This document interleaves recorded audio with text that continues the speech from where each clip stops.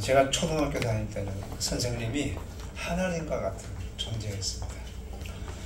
그래서 선생님이 이상철 하고 불러주면은 그것이 어찌 그리 황송하고 기쁘고 막 가슴이 설레는지. 근데 만일 여러분의 기도 중에 하나님께서 사랑하는 내 딸아 하면서 내 이름을 불러주면요, 그것보다 더 기쁜 일은 이 세상에 없습니다.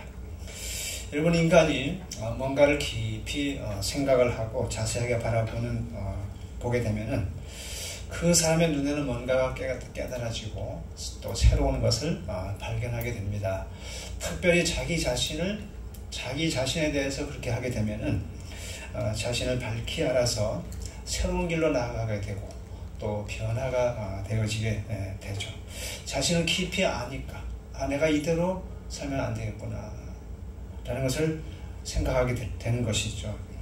생각 없이 지금이 좋다고, 그냥 이대로 이 상태가 좋다고 계속 눌러 앉아있게 되면은 마치 고인 물과 같아서 우리 인간은 부패하게 됩니다. 더 이상 발전이 없습니다. 새로운 삶으로 변화가 없습니다. 오늘 본문의 내용은 예수님께서 마태라는 제자를 부르는 내용입니다. 마태의 그 원래 이름은 레위이고, 이 예수님께서 제자로 부르시면서 마태로 그 이름을 개명을 해 주었습니다. 그 마태라는 이름은 선물이다, 그런 뜻이에요. 하나님의 선물. 마태는 원래 직업이 세리였습니다.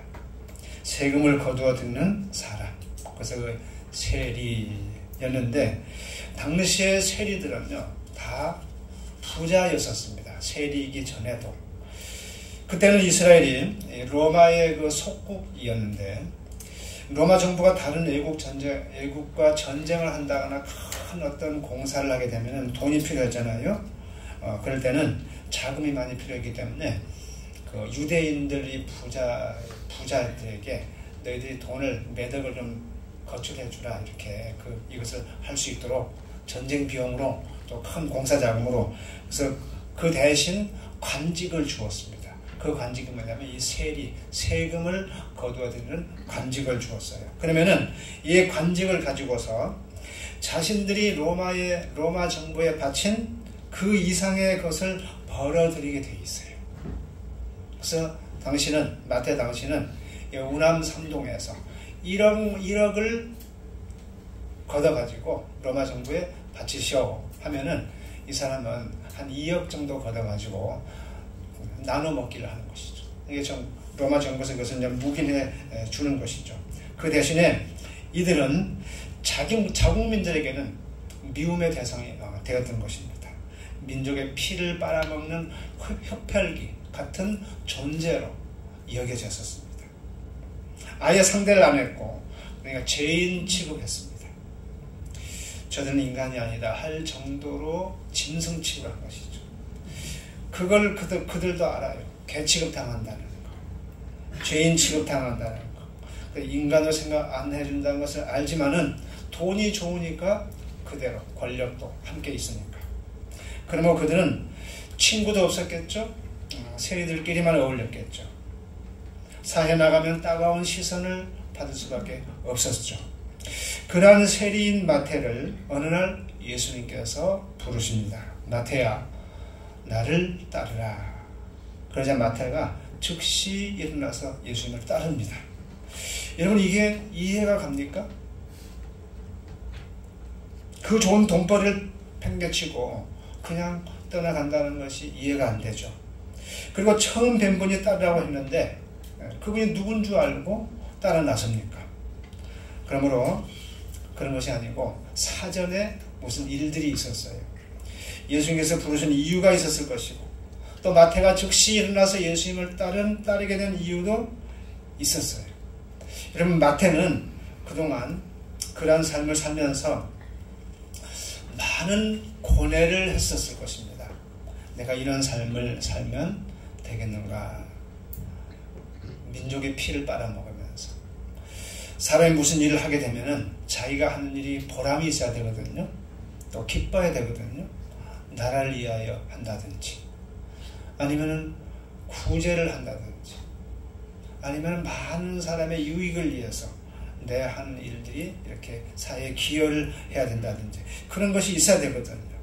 그런데 재물을 많이 모으나 그런 것이 없고 자기 일신에 그 부를 쌓는 일이기 때문에 기쁨이 없었던 것이죠. 갈등이 있었던 것입니다. 그래서 영혼의 공허함도 있었습니다.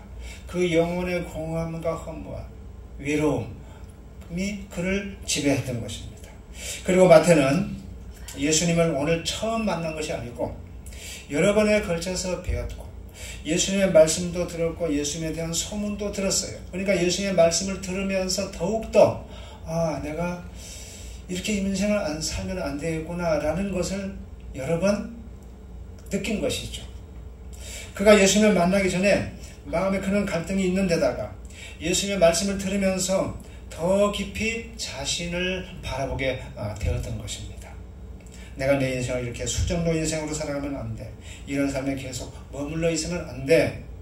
이 길에서 돌이켜야 되지 않겠나 라는 마음이 아마 크게 달해 있었을 것입니다. 저는 여러분보다 더 깊이 이 마태의 심정을 이해할 수가 있어요. 왜냐하면 제가 돈 계산하고 돈 세는 직업을 11년 동안 했거든요. 그러다가 예수님을 인격적으로 만나고 나서 성령님의 제 안에서 역사하시니까 저도 늘 고뇌를 해왔습니다. 내가 언제까지 이런 짓을 해야 되는가. 그러다가 마음이 점점 크게 달하고 어느 정점에 이르렀을 때에 사표를 던지고 신학교를 갔던 것입니다. 당시의 사람들은 직장을 왜 버리고 그 나이에 이제 뭐 하려고 그 좋은 직장을 버리고 그만두느냐고 했지만은 저에게는 의미가 없었습니다. 예수님을 발견하고 난 이후로는 다 허무한 것이었습니다. 우리 김영수 성도께서 지난주에 어떤 사람을 만나가지고 식사를 했다고 해요. 근데 이분은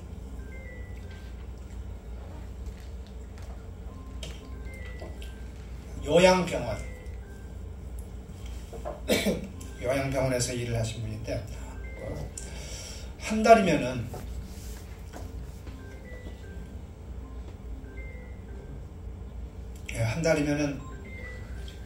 그 직원의 그 인건비가 막 3억 그 정도 나가는 큰 요양병원이었습니다. 그리고 한 달이면 1명 내지 2명씩이 죽어나갔고, 그러니까 1년이면 10명 이상 이제 사람들이 죽어나간 것이죠. 근데 매월 그 죽어나가는 것을 보면서 인생의 허무함을 느낀다는 것입니다. 그 죽어나간 것을 볼 때에 느낀 것이 뭐냐면 많이 배워도 소용이 없고 많이 가져도 소용이 없고 잘나도 소용이 없다는 것이죠. 권력을 가지고 아무 소용이 없대요. 죽어나가는 걸 보면서. 그리고 아예 연고가 없어가지고 정부 복지과에서 그 시체를 처리하는 사람도 많고 또 가족이 있어도 안 오고 그런 사람도 많이 있대요. 과거의 톱 스타였던 영화 배우들, 스포츠의 영웅들, 세계 부자들이 마지막 하는 모습들을 우리가 보잖아요. 또 그걸 보면서 우리가 많이 느끼잖아요. 인기, 명예, 돈이 있었지만은 저렇게 끝나는 인생인데 그게 무슨 의미가 있었던가. 마태도 돈을 쌓아가지고 아마 부를 누렸을 것입니다. 그러나 그 결과는 공허와 허무였고 민족의 원수로 흡혈귀로 살아갔던 것이죠. 우리가 마태복음 9장 9절을 한번 읽어봅니다. 예수께서 그곳을 떠나 지나가시다가 나타나는 사람이 집에 앉아 있는 것을 보시고 이르시되 나를 따라하시니 일어나 따르니라. 사람이 나타나는 사람이 세관에 앉아 있는 것을 보시고. 근데 예수님이 이 나타나는 사람을 어디를 봤을까요? 이때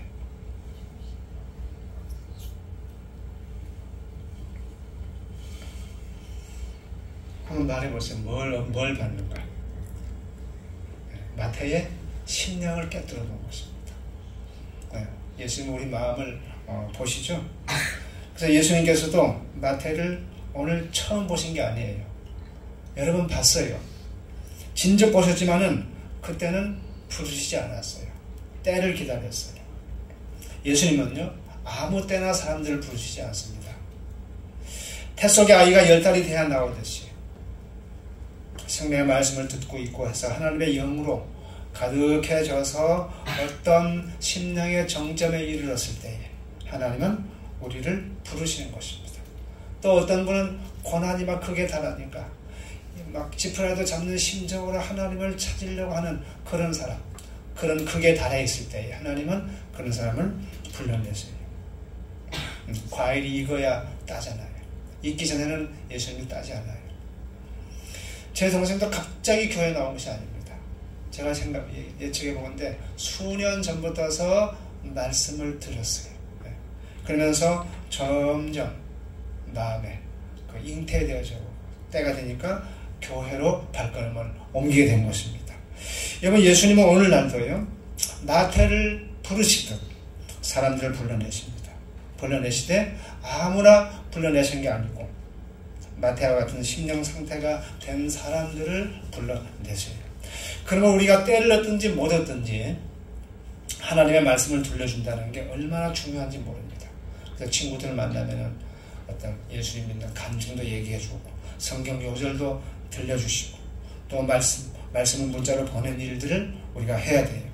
제가 매일 문자를 보내죠. 네, 전도 대상자들에게도 57명에게도 매일 보내요. 다른 내용으로 보냅니다. 새벽기도 마치고 등산하고 아침 식사 전에 문자 발송하는데 약 한 20분 걸립니다. 씨를 뿌리는 것이죠. 그리고 거두는 것은 우리 성령 하나님께서 거두시는 것입니다. 근데 당시에 예수님의 말씀을 들은 세리가 마태뿐이었을까요? 많았죠. 삭개오라는 세리도 있었죠. 키가 작은 그 부자 삭개오. 이 사람 역시도 심령이 공고한 그런 상태에서 예수님이 자기 마을에 오신다는 소식을 듣고 막 달려나갔어요. 달려나가니까 사람들이 막 예수님을 막 둘러싸인 군중들이. 키가 작으니까 예수님 얼굴도 볼 수도 없고 가까이 나아갈 수도 없고 예수님 말씀을 들을 수가 없으니까 예수님이 쭉 가시니까 미리 저 앞질러 가가지고 뽕나무로 미리 올라간 거예요. 그런데 예수님이 그 밑을 지나가면서 삭개오야 하고 부르고 내려오게 하신 것입니다. 그때도 삭개오를 봤을 때 뭘 봤을까요? 삭개오의 마음을 본 것입니다. 그 심령의 상태를. 예수님은 삭개오에 대해서요, 어떤 정보도 갖고 있지 않았어요. 그런데 삭개오야 이름까지 부른 것입니다. 네. 아까 찬송 불렀죠. 내 이름 아시죠. 내 모든 생각도. 네, 하나님은 다 아세요. 그러니까 어느 목사님께서 간증하신 걸 들었는데 한국에 있을 때는 하나님께서 한국어로 말씀해 주시고요. 미국에 가 있으니까 영어로 자기한테 얘기해 주시더래요. 이 삭개오를 만난 그날 밤에 예수님은 삭개오의 집에 주무셨고 그날 밤에 삭개오는 예수님과의 만남을 통해서 예수님의 제자가 됐죠. 완전히 인생이 180도가 돼버렸죠. 누가복음 19장 8절 한번 볼까요?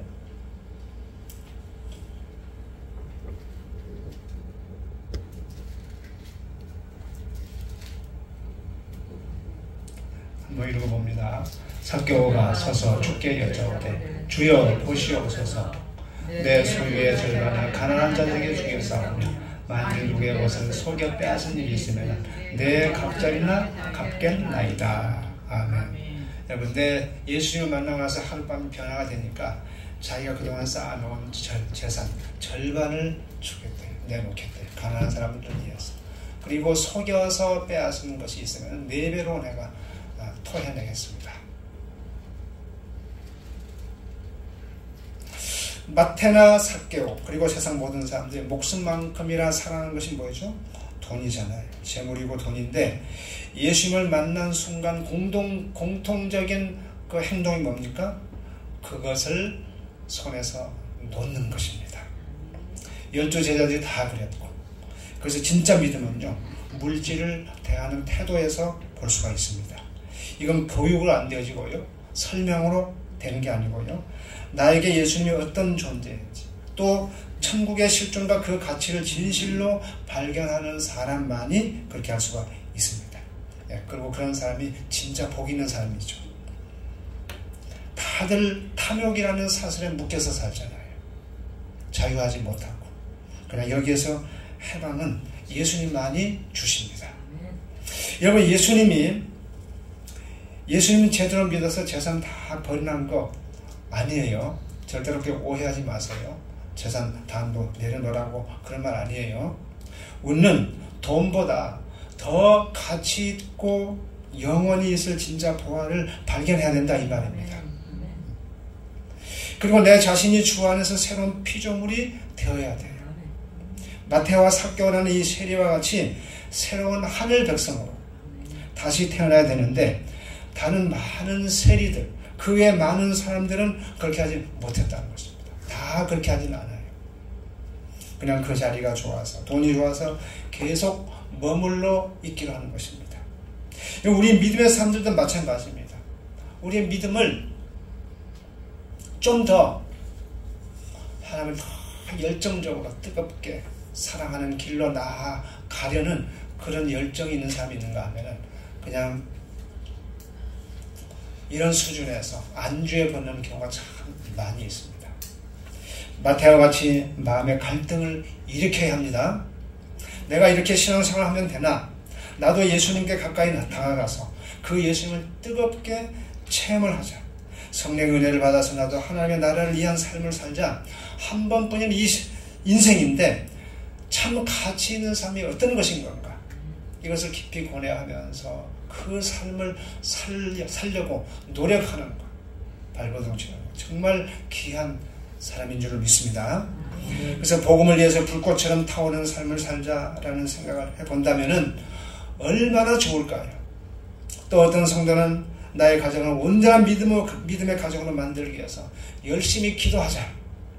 또 현재 되어져가는 이 세상 풍조는 정말 제약의 문화로서 성경적 가치관에서 멀어져 가고 교회를 다녀도 불의와 타협하면서 사는데, 나는 믿음의 정제를 지키고 정말 하나님을 보시기에 아름다운, 그야말로 아름다운 신부로, 예수님의 신부로 내가 예수님과 동행하는 삶을 한번 살아보자.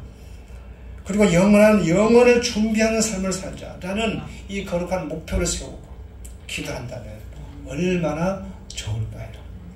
그러기 위해서는 먼저 마태와 같이 이 예수님의 말씀을 경청하듯 말씀을 읽어야 되고, 또 삭개와 같이 예수님 가까이로 다가가는 심령들이 되어야 되는 것입니다. 하나님의 은혜를 사모해야 된다는 것이죠. 하나님의 말씀은 내 영혼을 비추는 등불이고요, 내 자신을 깊이 바라보게 하는 현미경과 같습니다. 또 살았고 운동력이 있어서 하나님의 말씀을 읽을 때에 죽은 것과 같은 내 영혼이 살아나는 것입니다. 잠자고 있는 내 영혼을 깨우게 돼요. 예수님이 마태의 집에 들어가셔서 식사를 하십니다. 삭개오 집에 가셔서 식사를 하시고 또 거기서 주무셔요. 최근에 대구 지역 국민의힘 의원이 신천지 행사에 참석했다고 뉴스에서 막 떠가지고 막 구슬수에 오르는 것을 봤죠. 하여튼 사회의 지탄을 받고 있는 사람을 이 정치인이나 사회 저명 인사가 가까이 하게 되면은 그 사람은 지탄의 대상이 돼요. 그러니까 사람을 막 가려서 막 조심하고, 저 사람 만나야 되냐 만나지 말아야 되냐 막 분별해가지고 사람을 만나잖아요. 그러므로 그래서 유대 사회에서 이 세리는 매국노이고요, 흡혈이기 때문에 이 상종 못한 사람이었기 때문에 이 사람을 만나가지고 식사를 같이 하고 예수님이 그 집에서 잔다는 것, 이것은 상상할 수도 없었어요, 그 시대에. 근데 예수님은 파격적인 행보를 보이는 것이죠. 그러니까 마태복음 9장 11절에서 바리새인들이 그 광경을 보고 비난을 하는 것입니다. 어찌하여 너희 선생은 저렇게 세리들과 함께 하느냐, 그렇게 말을 하고 있어요. 자신들의 그 영적 상태는 못 보고. 그러자 예수님께서 이렇게 말씀하십니다. 12절 13절 봅니다. 예수께서 들으시고 이르시되 건강한 자에게는 의사가 쓸데없고 병든 자에게는 쓸데 있느니라. 너희는 가서 내가 긍휼을 원하고 제사를 원하지 아니하노라 하신 뜻이 무엇인지 배우라. 나는 의인을 부르러 온 것이 아니고 죄인을 부르러 왔노라 하시니라. 아멘. 건강한 자에게는 의사가 쓸데없고, 여기서 건강한 자는 바리새인들을 의미해요. 바리새인들, 자기는 건강하다, 죄 없다, 우리는 떳떳하게 산다. 저들과 함께 하지 않는다. 건강해. 정상이야. 이렇게 살아야 돼. 그렇게 그런 자에게는 의사가 필요 없고 의사가 예수님을 의미해요. 그리고 병든 자는 나태와 세리들을 의미해요. 나태, 세리를 의미해요. 또한 구원과 영적 치료를 필요하는 모든 죄인을 가리키고 있는 것입니다. 이 세리 마태와 같이 영혼이 공허하고 자신의 죄로 괴로워하면서 저는 죄인입니다. 나는 구원자 예수님이 필요해 라고 하면서 영적 병자로서 구원과 치료를 간절히 구하는 심령이기에 내가 그와 함께하고 나는 그에게 필요하다. 나는 저 마태, 세리에게 내가 필요하다. 이 말인 것이죠. 그래서 저들과 함께하는 것이 지극히 정상이다 라는 것입니다. 그러나 바리새인 너희는 이런 세리와 가까이 아니하니까 떳떳함으로 영적으로 건강하여서 구원과 치료가 필요 없다고 하니까 나와는 관계없다. 건강한데 구원이 필요 없지 않느냐 이 말입니다. 그러니까 아파도 나는 아프지 않아 그러면 그 사람에게는 의사가 필요 없어요. 그와 같은 것이죠. 목마른 자에게 물이 필요하듯 배고픈 자에게 떡이 필요하듯 영혼의 허무함과 공허로 배고파하고 치유를 원하는 사람에게 예수님은 구원자로 치유자로 오시는 것입니다. 그 사람이 어떤 사람이건 간에 세리건 창녀건 어떤 사람이건 간에 그것을 예수님은 가리지 않아요. 그 다음에 13절 보세요. 내가 긍휼을 원하고 제사를 원하지 아니하노라 하신 뜻이 무엇인지 배우라. 나는 의인을 부르는 것이 아니요 죄인을 부르러 왔노라. 이 말씀의 뜻은 뭐냐면은 제사는 예배인데 그 제사가 필요 없다 이 말이 아니고 소외된 자, 즉 세리, 창녀, 죄인들 이 사람들에게 베푸는 자비와 사랑이 결여된 제사는 무의미하다는 것이죠. 우리가 아무리 여기서 예배를 드린다 할지라도 불쌍한 사람을 불쌍히 여기지 아니하고 긍휼히 여기는 마음이 없는 제사는 필요 없다는 것이죠. 하나님 받으지 않는다 이 말이죠. 그래서 예수님께서는 겉으로만 의로운 채 하는 예식적인 이 바리새인들에게 세리와 죄인들을 위로하시는 그 예수님의 긍휼을 가르치기 위해서 이 말씀을 하신 것입니다. 그 다음에 읽어보세요. 나는 의인을 부르러 온 것이 아니요 죄인을 부르러 왔노라. 자신을 스스로 의롭다고 생각하는 이 바리새인의 서기관 제사장 율법주의자들 교만한 자들을 부르러 온 것이 아니다. 이들은 구원받지 못했어요. 사실 이 세상에 의인은 없거든요. 다 죄인이거든요. 모든 인류는 죄인이에요. 그럼에도 자신을 의롭다고 생각하는 사람들에게 구원자 예수님의 긍휼이 임할 수 없다라는 것입니다. 그들을 위해서 예수님께서는 오시지 않았다 이 말입니다. 그러면 우리 믿는 자들이 예수님 앞에 어떤 심령의 자세로 살아가야 하는 것을 가르쳐주고 계세요. 예수님의 긍휼을 바라는 자세로 기도해야 되고 모든 봉사도 삶도 겸손한 마음으로 해야 되는 것입니다. 사랑하는 성도 여러분, 성령 하나님은요 하나님의 깊은 것이라도 통달하시고 모든 인생의 심령을 다 보십니다. 깊은 산속에서 일하는 농부의 마음도 예수님은 다 보고 계십니다. 그래서 심령의 통회를 느끼며 자신의 부족함 또 죄인됨을 통절하게 자인하면서 구원을 바라는 영혼들을 찾아가셔서 구원의 길로 우리 예수님은 이끌어내시고 또한 믿는 하나님의 백성들이 애통하는 마음으로 기도할 때에 그 기도를 들으시고 응답하시며 문제를 해결해 주시고 치료해 주시고 길을 열어주시는 좋으신 우리 하나님 아버지이신 줄로 믿습니다. 그러므로 나를 아시고 부르시는 주님의 마음에 합한 자로 살아가는 저와 여러분들이 되시기를 예수님의 이름으로 축원합니다. 네, 기도하겠습니다. 거룩하신 하나님 아버지 은혜를 감사합니다. 의인을 부르러 오신 것이 아니고 죄인을 부르러 오신 그 예수님 앞에 우리가 죄인된 마음으로 살아갈 때에 또 애통하는 마음으로 죄인된 심정으로 예수님 앞에 나아갈 때 우리의 마음을 받으시고 우리를 부르시고 우리를 위로하시고 치료하시고 함께 하시는 우리 주님이신 줄로 믿습니다. 우리 하나님 앞에 우리가 항상 겸손한 자세로 죄인된 마음으로 부족한 자로 살아가는 저희들 되게 하여 주셔서 주님의 긍휼함을 늘 풍성히 얻는 저희들 되게 하여 주옵소서. 예수님의 이름으로 기도했사옵나이다. 아멘.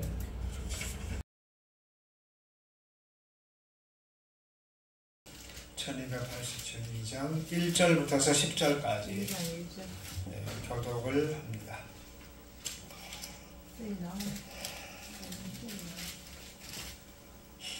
요나가 물고기 뱃속에서 그의 하나님 여호와께 기도하여 이르되 내가 여호와께 불러 아뢰었더니 주께서 내게 대답하시고 내가 수월의 뱃속에서 부르짖었더니 주께서 내 음성을 들으셨나이다. 주께서 나를 깊음 속 바다 가운데에 던지셨으므로 큰 물이 나를 둘렀고 주의 파도와 큰 물결이 다 내 위에 넘쳤나이다.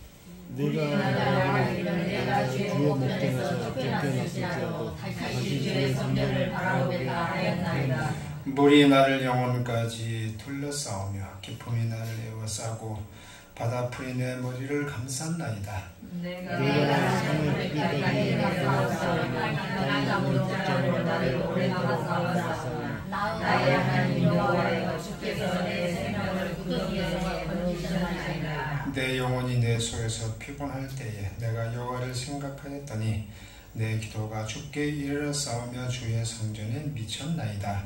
그들 때고 헛된 것을 숭상하는 모든 자는 자기에게 부신 세대를 베풀었사오나 나는 감사하는 목소리로 주께 제사를 드리며 나의 서원을 주께 갚겠나이다. 구원은 여호와께 속하였나이다 하니라. 여호와께서 그 물고기에게 말씀하시니 요나를 육지에 토하니라. 아멘. 뭔 말인지 알겠어요? 기가 막힌 말씀입니다. 이 말씀이. 이 요나라는 사람이 이제 하나님의 선지자입니다. 이분에게 하나님의 음성이 임해서 너는 저 니느웨라고 하는 성에 가서, 니느웨가 어떤 나라의 성인데 수도인데 그 나라는 이스라엘의 원수의 나라입니다. 원수 나라. 그래서 그 나라에 가가지고 이제 복음을 회개의 그 복음을 외쳐라 그럽니다. 만일 요나 선지자가 가서 회개 복음을 외치지 아니해가지고 그들이 회개를 안 하게 되면은 그 나라는 그냥 멸망을 당하게 돼 있어요. 그래서 하나님은 그 나라를 구원하시려고 살리시려고 이제 니느웨에 가서 외치라 그렇게 말을 합니다. 근데 요나가 마음에 들지 않았어. 하나님의 그 명령이. 왜냐하면 그 나라는 이스라엘의 원수의 나라였기 때문에. 그래서 숨어버렸어요. 꽁꽁 숨었어. 그리고 반대로 다른 데로 가는 배를 타가지고 저 배 밑창으로 깊숙이 막 숨어가지고 그냥 잠을 잔 거예요. 그래도 하나님이 그런 점 모를까 싶어가지고 우리도 죄를 짓게 되면 설마 봤으랴 하고 하나님이 알랴 나 하고 그냥 우리가 지을 때가 있잖아요. 근데 하나님 천만의 말씀이죠. 하나님은 다 아시죠. 아무리 저기 동굴 속에 들어가서 짓는 죄도 다 보시는 것이죠. 그래서 꽁꽁 숨었는데 그 배가 이제 가다가 풍랑을 만난 거예요. 엉뚱한 데 가는 중에. 그래서 우리도 하나님의 가라는 방향으로 안 가고 엉뚱한 방향으로 가게 되면은 인생의 풍랑을 만나게 돼 있는 것입니다. 그래서 풍랑을 만나게 됐죠. 그래서 거기서 그 선원들이 큰 상선인데 선원들이 여기에 그 신을 노하게 하는 자가 있을 것이다. 옛날엔 다 그런 식으로 점을 쳤어요. 신을 노하게 한 자가 있으니까 그 자를 우리가 색출해가지고 하나님 앞에 제물로 바쳐야 된다. 바다에다 던져가지고. 그러니까 이걸 어떻게 색출하느냐? 이거 하려면 제비를 뽑아서 그 자를 색출해내자. 그래요.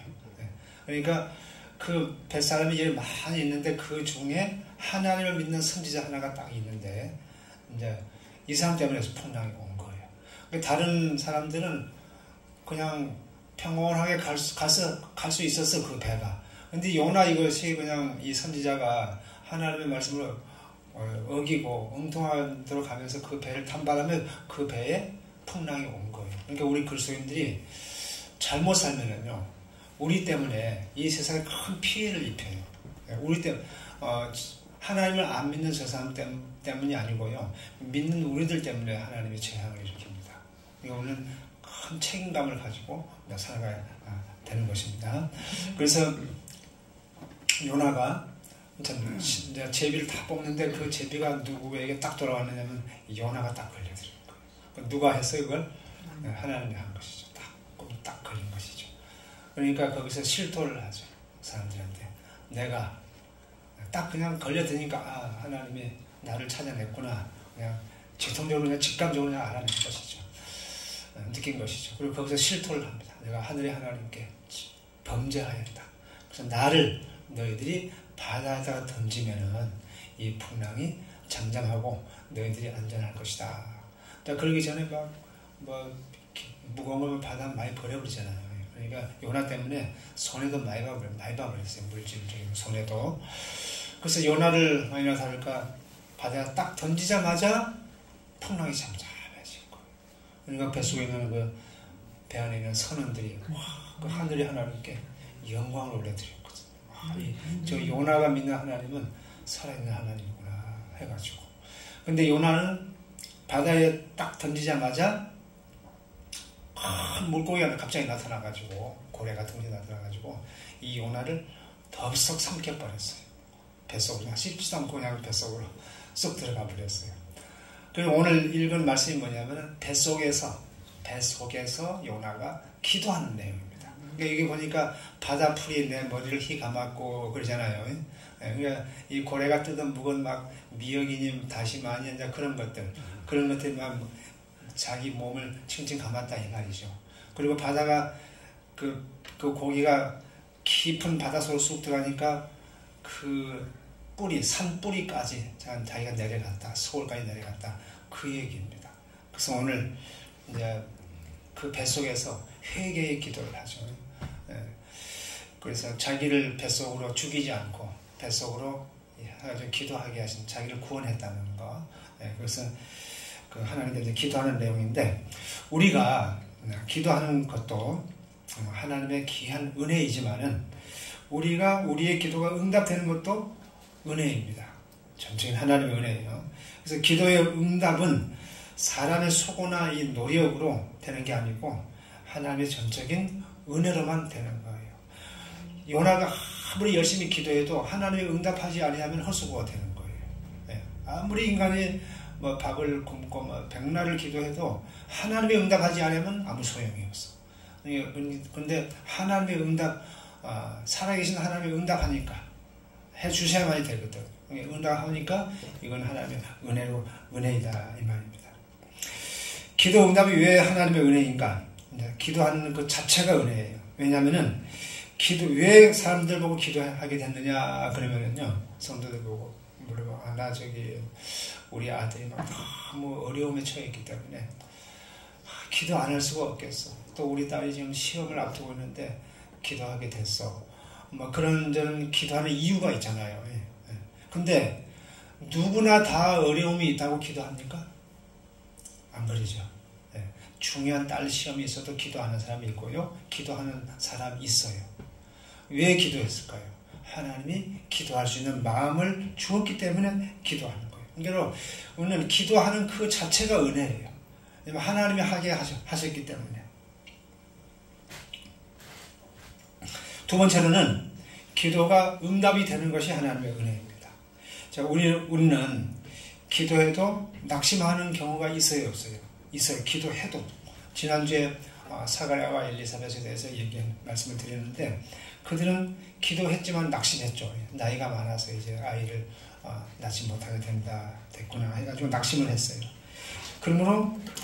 그럼에도 불구하고 하나님은 아들을 주었어요. 기도 응답을 주셔가지고. 그러므로 모든 것이 하나님의 손에 달려 있어요. 그래서 어떤 상황에서도 우리는 기도해야 돼요. 하나님 완전히 망했네. 이건 하나님도 안 돼. 이건 틀렸어.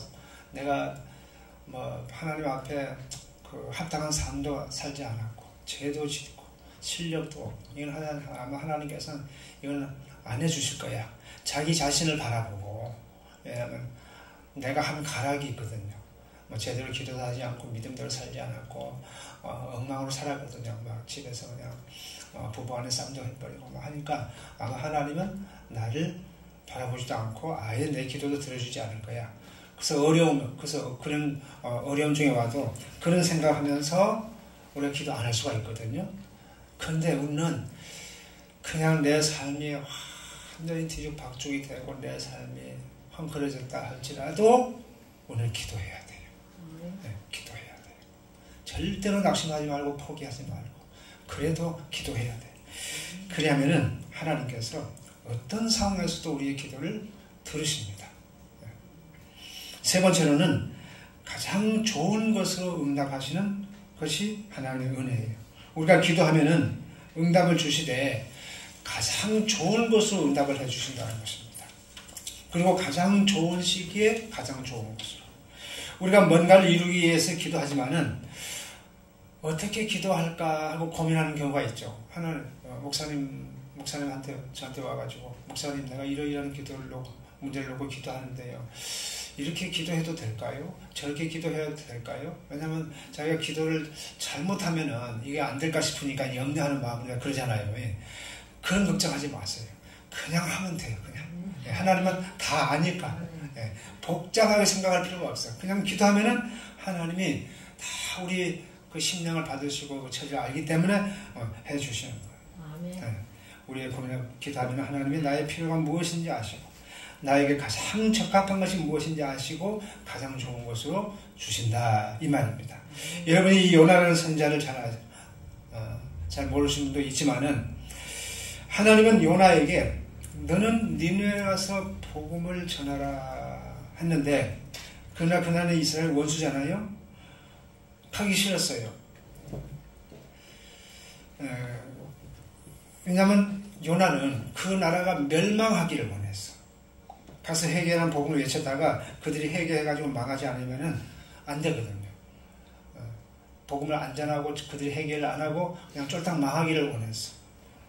가기 싫어했어요. 일본이 우리나라 원수잖아요. 우리나라 원수예요, 원수예요? 원수죠. 지난 과거에 보면 막 그야말로 화나죠. 그야말로. 근데 여러분보다 저는 더 화나요. 우리 할아버지 생각을 하게 됩니다. 그야말로 정기공원 받고 이 정신 이상이 돼가지고 제대로 우리 할머니도 그냥 망가뜨려버리고 우리 집안도 다 망가뜨리고 할아버지 우여 할아버지 본인 부부 우리 아버지 저까지도 그런 막 영향력이 미치더라고요. 그래서 일본이 우리나라의 그 원수인데 그러니까 윤석열 대통령이 일본에 가가지고 이제 대일 수교를 이렇게 다시 이제 복원을 하면은 우리나라에 분명히 국익이 있어요. 국익이 있다는 것을 알면서도 막 반대하잖아요. 그만큼 일본이 믿기 때문에. 그러니까 오늘 요나도 그런 거예요. 웬만하면 하나님의 명령하면서 하거든요. 그래 얼마나 그 나라가 미웠으면은 거부하고 다른 데로 도망을 가겠어요. 그래서 지금 하니까 막 현수막에 보니까 굴종 외교, 나라 팔아먹으니까 마음이 좋냐, 이완용이가 다시 부활했다, 막 별 문구를 막 다 써가지고 막 윤석열을 막 비난하잖아요. 그런데도 국익을 위해서 이제 저렇게 하고 그런데 하여튼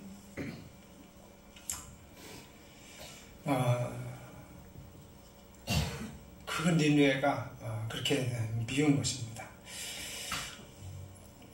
제가 이제 이 기회를 통해 가지고 우리가 이제 역사 공부, 사상 2년 문제 이제 그게 한번 다뤄보겠는데, 여러분 우리가 북한하고 친해야 돼요, 일본하고 친해야 돼요? 북한하고 친해야죠. 네, 정답을 말했어요. 북한하고 친해야 돼요. 왜냐하면은 우리 민족이고 우리하고 피를 나눈 동족이잖아요. 북한하고 친해야 되고 북한하고 통일을 해야 되는 것입니다. 근데 북한 99% 모든 주민들은 제도 없고 전부 다 순진해요. 근데 문제는 그 북한 정권, 김정은 정권이 이제 그들의 사상이 공산주의라는 하나님을 거부하는 하나님 믿는 사람들 다 말살시키고 죽여버리고 그래서 북한에 있는 교회들 다 불태워버리고 믿는 자들 다 죽여버리잖아요. 그러니까 우리 믿는 사람들에게 있어서 북한 정권, 북한 국가가 아니고 북한 정권 그 김정은 일당들은요 사탄 마귀의 앞잡이요. 사탄 마귀의 앞잡이. 그래서 그것은 그 자는 우리 믿는 자들에게 있어서 적이요, 적. 예수님께서도 사탄 마귀는 뭐라고 했어요? 아예 그 상종을 하지 말고 대적하고 그게는 긍휼을 베풀지 않아요. 예수님도 물러가거라 저기 저주를 퍼부잖아요. 예수님도. 근데 일본은 우리나라의 뭐예요? 원수잖아요. 근데 예수님께서 뭐라고 했냐면은 원수는 뭐라고 했죠? 사랑하라고 했어요. 그리고 사탄 마귀는 물러가라. 상종하지 말고. 맞으면 죽여라 이 말입니다. 죽여라. 그러니까 참 우리나라 우리 입장이 곤란하게 돼 있어요. 우리의 동족인 저들은 북한 동포는 아닌데 저들은 죽여야 되고 일본은 용서해야 되고 성경적으로 말하면. 근데 이제 이걸 모르는 이제 일반 국민들은 왜 북한을 터부시하고 일본하고 하느냐 이렇게 나오죠. 그래서 우리는 여기서 이런 이제 원리를 알아야 돼요. 그래서 이제 우리가 북한하고 이제 통일이 돼도 좋지만은 통일이 되면은 언젠가 통일이 되겠지만은 통일이 됨으로 말미암아서 우리가 이제 공산화가 되기 우려가 많잖아요. 그렇기 때문에 거기에 대해서 우리가 생각을 가지고 기도를 해야 되고 그 원리는 우리가 이제 알아야 돼요. 자, 박정희하고 전두환을 우리가 싫어해요? 싫어하죠, 우리 국민들이. 왜 싫어하죠? 독재자라고. 그러면은 북한의 김정일 씨는 독재자예요. 그들도 독재자예요. 더 지독한 독재자죠. 그들은 대를 이어서 독재를 하죠. 우리나라는 그냥 한 번 하면 끝나고 하잖아요. 그러니까 독재자는 갈아치우면 돼. 투표 잘 해가지고 갈아치워가지고 김영삼 임대적으로 해가지고 민주정치를 하도록 했잖아요. 갈아치워버리니까. 그러니까 다만 한 10년 동안 어가는 독재는 하지만 그렇다고 해서 나라는 망해버리지는 않거든요. 독재는 자유를 좀 안 주고 자기들 마음대로 하니까 그것이 불만을 해가지고 막 대학생들이 데모하고 그냥 그뿐이지 국가는 성장시켰어요. 국가는 철저한 방공을 하면서. 그런데 갈아치우면 되니까 괜찮아. 이건 독재는요. 조금 또 그 외에 잘못해도. 그런데 공산 정권이 들어서면은 이것은 멸망이에요. 이건 멸망이십니다. 그러니까 우리나라가 건국을 해가지고 북한과 남한이 건국을 딱 해가지고 딱 이승만 정권을 북한은 김일성 정권을 딱 출발을 했어요. 출발했는데 지금 그야말로 하늘과 땅 차이가 돼버렸고 그 사는 발전 차이가 경제 대국이 돼버렸잖아요. 문화적으로 여러 가지로 대국이 돼버렸어. 북한은 핵무기 하나 있을 뿐이지 완전히 세계에서 꼴찌 수준이라요. 그리고 그때부터서 지금까지 독재고 그때부터서 지금까지 사탄의 나라고 그때서부터서 지금까지 계속 멸망의 길로 가잖아요. 그러니까 공산 정권이 한번 들어서면은 이건 완전히 멸망. 그 정권이 바뀌기 전에 바뀌지 않잖아요. 중국, 소련 안 바뀌잖아요. 계속 이 사탄이 탁 잡고 있잖아요. 그러니까 어느 목사님이 환상을 보는데 그 하나님의 복음이 아브라함 갈대아 우르에서 딱 출발해가지고 나오더래요. 나와가지고 북아프리카로 가가지고 또 유럽으로 아메리카로, 또 중국 대륙을 건너서 한국으로, 일본으로 쭉 오는데, 중국을 보여주는데, 중국이 큰 거대한 용으로 딱 나오는데, 용의 그 젖꼭지가 있는데, 그 밑에 베트남, 태국, 라오스, 캄보디아 그런 나라들이 그 새끼 공산주의자들이 이제 젖을 쪽쪽쪽쪽 빨아먹더래요. 사탄의 새끼들로 해가지고. 그러니까 근데 그 용이, 거대한 용이 그냥 중국을 다 버티고 있더랍니다. 그리고 북한으로 왔는데, 북한의 김정은이가 그 원숭이 같이 했는데, 이분 사자이까지 막 수염이 막 쭉 벌리고 막 하면서 또 이제 그 왕로를 하더래요. 근데 쫙 벌리고 쫙 하니까 남한에 있는 주사파들이 같이 입을 쫙 벌리고 닫고, 쫙 벌리고 닫고 따라 하더래요. 소수의 그 주사파, 그 공산 사회주의 사상자들이. 그리고 그 남한에서 북한으로 이 복음의 물결이 막 올라가는데, 그 김정은 그 일당들이 막 픽픽 막 쓰러지고, 그 복음의 물줄기가 중국 대륙을 지나서 이스라엘, 백투 예루살렘 걸로 들어가면서 세계의 그 복음의 역사가 딱 맞춰지는 그런 것을 봤다라고 말하더라고요. 네, 그래서 우리나라가 그래도 이렇게 유지할 수 있는 것은 공산 정권이 안 들어섰기 때문에, 독재자는 들어섰더라도 이것은 갈아치울 수가 있으니까.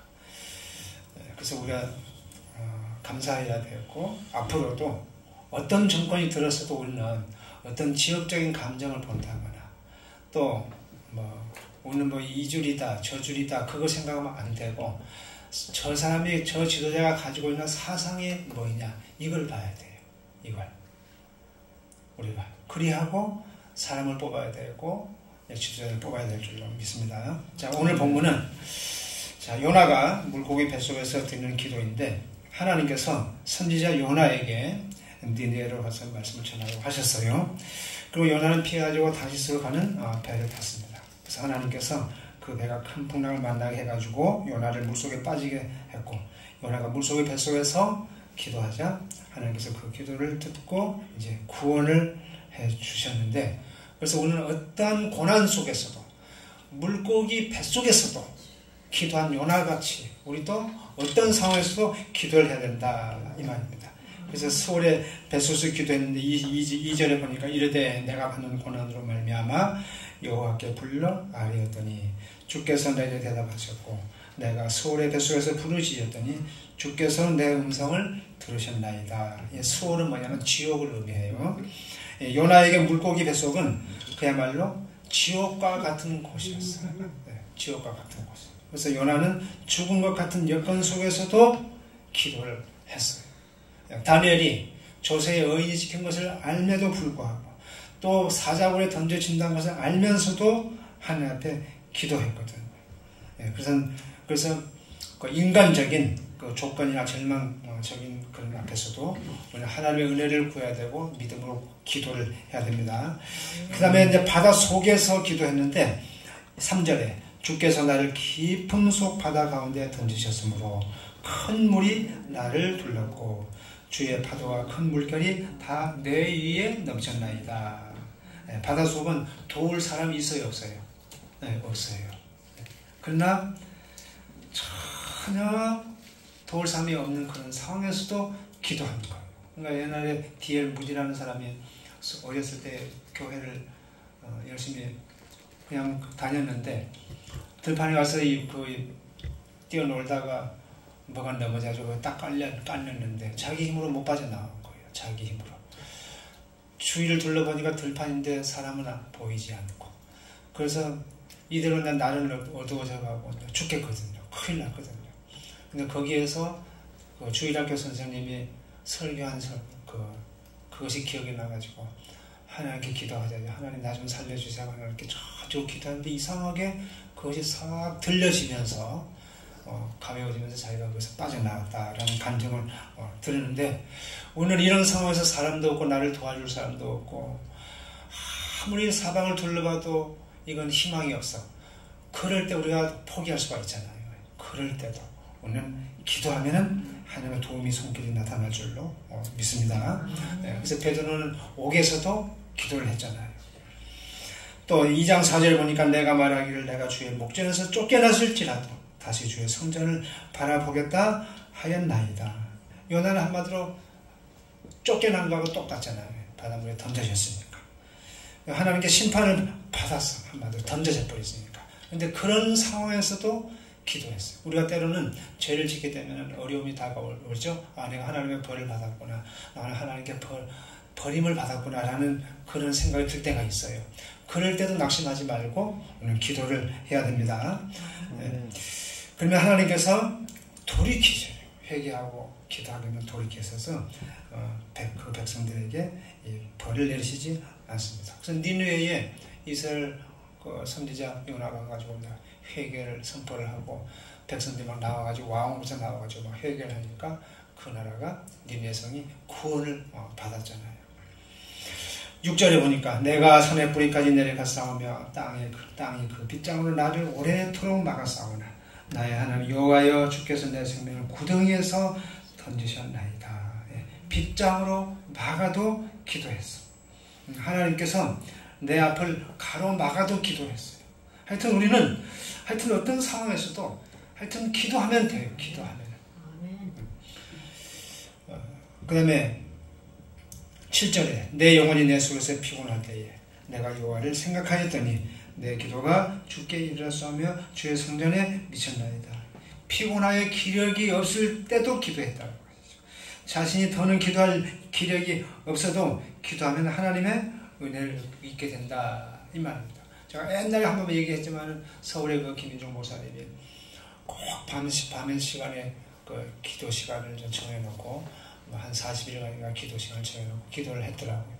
근데 서울 가서 동기생들 만나고 뭐 일 보고 막 하니까 너무 지쳐가지고 그날은 도저히 기도할 수가 없더래요. 가지고 그래도 와가지고 그냥 아예 기도를 못 하겠더래요. 앉아 있을 수가 없는 거예요. 눈이 막 천근만근이 막 덮여지고. 그래서 저기 방석을 열면서 주님 나 아시죠? 내가 얼마나 피곤하고 저기 기도 도저히 할 수 없다는 거 아시죠? 하고 그냥 누우려고 요리하는데 그냥 성령이 막 임해가지고는 막 떼굴떼굴 구르면서 그냥 그날 밤에 몇 시간을 기도했대요. 막 방언이 막 터지고 막. 그때부터서 능력 있는 그 목회를 하고 설교를 하게 됐다. 그 얘기를 하더라고요. 그러니까 우리는 피곤할 때에 아이고 오늘은 그냥 쉬자 그렇게 하지 말고 피곤해도 그냥 기어서라도 나와가지고 그 시간에 기도하면 하나님께서 역사를 하시고 그걸 보셔야 돼요. 마침내 그런 자비를 베풀어 주실 줄 믿습니다. 네, 기도하겠습니다. 하나님 아버지 은혜를 감사합니다. 오늘 요단서를 통해서 요나가 물고기의 바다에 던져지는 하나님의 버림을 당한 것 같고 물속의 뱃속에 들어감으로써 수월에 들어간 것 같은 지옥과 같은 곳에서 하나님 앞에 부르짖어서 기도하는 요나를 보면서 우리가 어떻게 기도해야 될 것인가를 배웠습니다. 우리 상황이 복잡하고 또 바쁘고 여러 가지 어려운 일들이 많이 있고 낙심될 때도 있고 그렇지만은 우리가 하나님을 신뢰하고 간절히 기도함으로써 요나와 같이 마침내 구원받고 은혜받는 그런 저희들 되게 하여 주옵소서. 예수님의 이름으로 기도했사옵나이다. 아멘.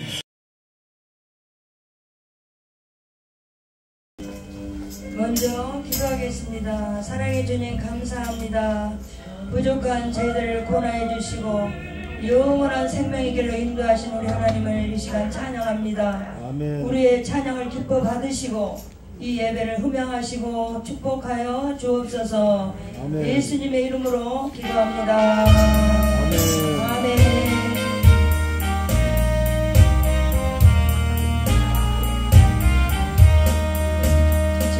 지금까지 지내온 것 주의 크신 은혜로 한이 없는 주의 사랑 거짓 말하라 자랑해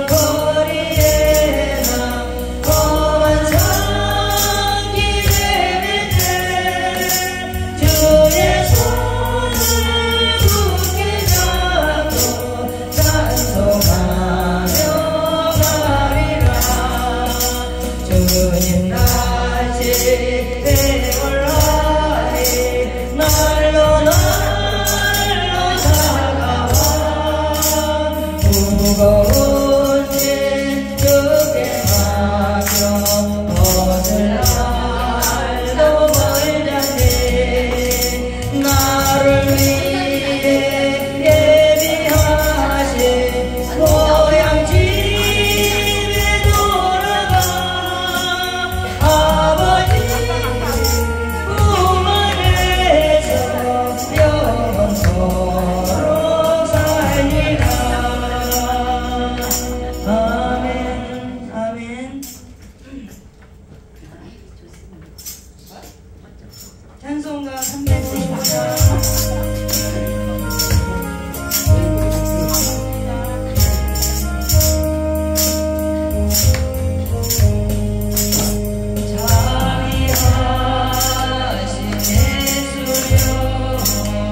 내가 사랑 가운데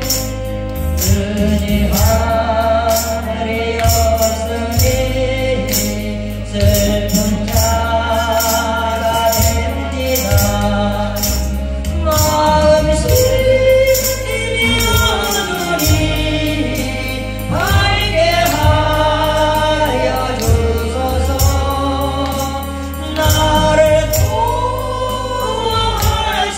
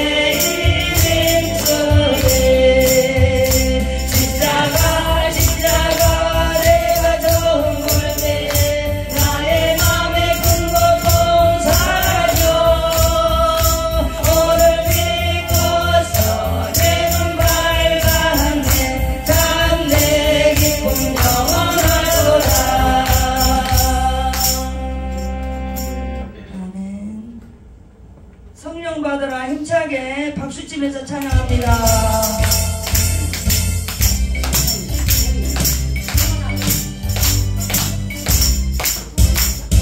성령 받으라 성령 받으라 예수 내게 말씀하셔서 성령 받으라 성령 받으라 예수 내게 말씀하셔서 할렐루야 성령 받았네 나는 성령 받았네 할렐루야 성령 받았네 나는 성령 받았네 평안 있으라 평안 있으라 평안 있으라 예수 내게 말씀하셔서 평안 있으라 평안 있으라 예수 내게 말씀하셔서 아멘 할렐루야 평안해졌네 나는 평안해졌네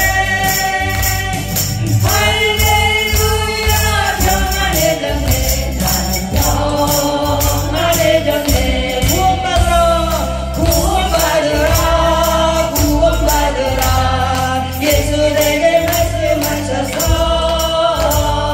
구원받으라 구원받으라 예수 내게 말씀하셔서 아멘 할렐루야 구원받았네 나는 구원받았네 할렐루야 구원받았네 나는 구원받았네 축복받으라 축복받으라 예수 내게 말씀하셔서 축복받으라 축복받으라 예수 내게 말씀하셔서 할렐루야 축복받았네 나는 축복받았네 할렐루야 축복받았네 나는 축복받았네 아멘 깨어있으라 깨어있으라 깨어있으라 예수 내게 말씀하셔서 깨어있으라 깨어있으라 예수 내게 말씀하셔서 아멘 할렐루야 깨어있다네 나는 깨어있다네 할렐루야 깨어있다네 나는 깨어있다네 부르짖으라 부르짖으라 부르짖으라 예수 내게 말씀하셔서 부르짖으라 부르짖으라 예수 내게 말씀하셔서 할렐루야 응답받았네 나는 응답받았네 할렐루야 응답받았네 나는 응답받았네 아멘 찬송가 405장 찬양합니다 힘차게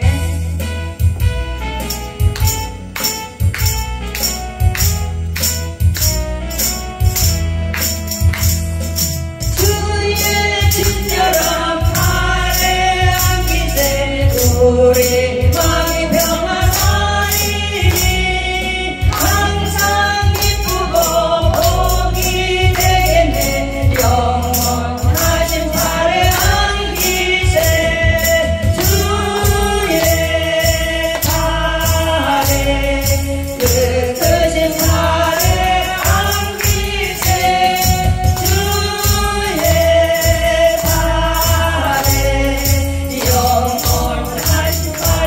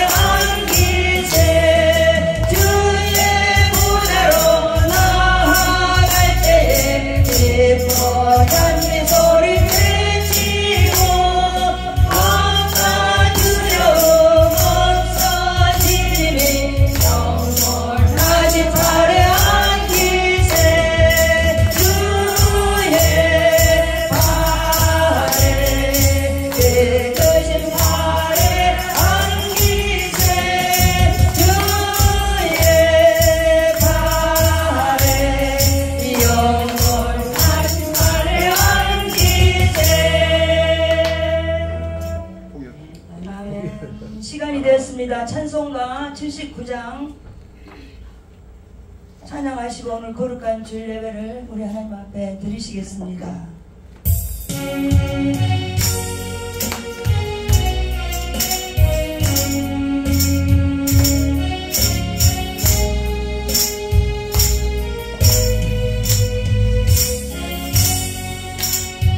주 하나님 지으신 모든 세계 내 마음속에 그리워올 때 하늘의 별 울려 퍼지는 데서 주님의 권명 우주에 찬네 주님의